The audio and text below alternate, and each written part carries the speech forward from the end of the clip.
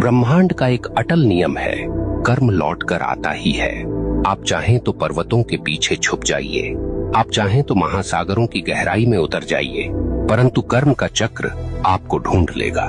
क्योंकि यह संसार किसी राजा के कानून से नहीं चलता, यह चलता है ब्रह्मांड के न्याय से। और ब्रह्मांड का न्याय कैसा है? निर्दयी, निष्पक्ष और बिल्कुल सटीक। यह न तो रिश्वत लेता है, न पक्षपात करता है। जिसने जैसा बोया है वैसे ही काटना है। अक्सर लोग पूछते हैं, अगर कर्म इतना ही शक्तिशाली है तो क्या प्रार्थना, तपस्या या दान इसे बदल सकते हैं?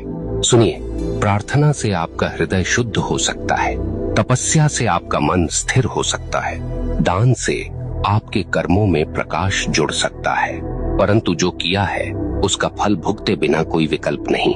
हाँ, आप उस फल को हल्का कर सकते हैं, उसके वार को धीमा कर सकते हैं, परंतु उससे भाग नहीं सकते। ब्रह्मांड की अदालत में तारीख टल सकती है, पर फैसला कभी रद्द नहीं होता। अब सोचिए, जब आप किसी इंसान के साथ अन्याय करते हैं तो वास्तव में क्या होता है? वह इंसान आपको कोसता है, उसकी आत्मा से निकली आह सीधी ब्रह्मांड तक पहुंचती है और ब्रह्मांड इसे दर्ज कर लेता है। अब वह आह आपके जीवन की राहों पर कांटे बनकर बिछती है। कभी वह आपके काम बिगाड़ देती है, कभी वह आपके घर में कलह भर देती है, कभी वह आपके मन को बेचैन कर देती है और आप सोचते हैं ये सब क्यों हो रहा है, पर आपको याद नहीं रहता कि आपने किसी और की राह काटी थी। आप भूल गए, पर ब्रह्मांड ने नहीं भुलाया।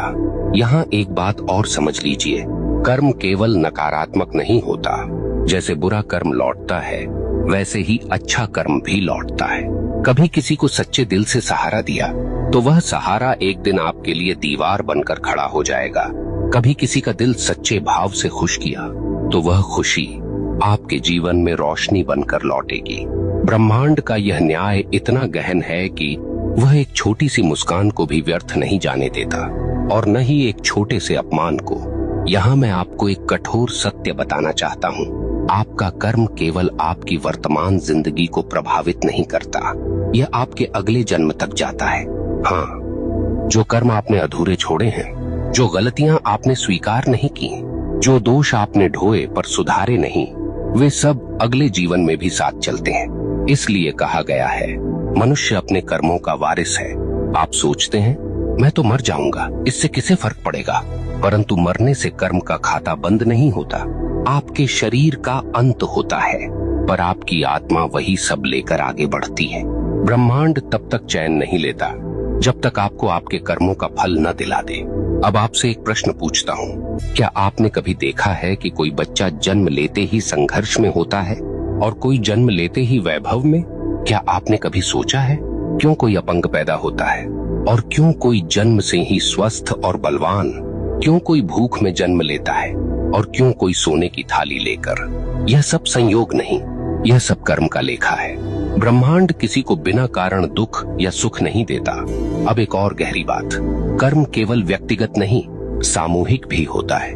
कभी आपने देखा है कि किसी पूरे समाज पर विपत्ति आती है, पूरा नगर डूब जाता है, पूरा गांव अकाल झेलता है, कभी कभी पूरे राष्ट्र पर संकट आता है। क्यों? क्योंकि उस समाज के सामूहिक कर्म का परिणाम वही होता है। अगर लोग सामूहिक रूप से अन्याय करें, सामूहिक रूप से भ्रष्टाचार करें, सामूहिक रूप से निर्दोषों को सताएं, तो उसका फल सबको भुगतना पड़ता है। यही कारण है कि इतिहास गवाह है, सभ्यताएं उठी और सभ्यताएं मिट गईं,